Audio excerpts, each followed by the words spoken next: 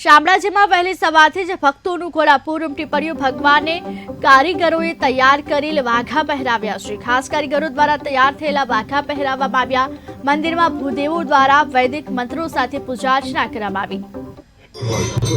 જય શ્રી કૃષ્ણ। આજે જેઠ સુદ પૂર્ણિમા।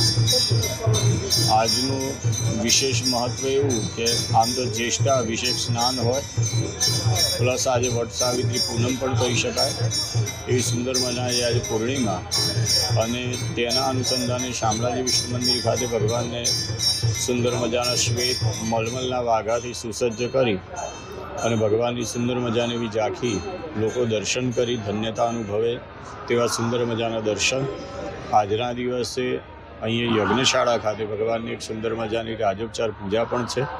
આજના દિવસનું વિશેષ મહત્ત્વ હોવાથી આજના દિવસે મંદિર દ્વારા સુંદર મજાના આયોજનો પણ કરેલ છે અને અનેક પ્રકારના ભક્તોએ દર્શન કરી ભગવાનની ધન્યતા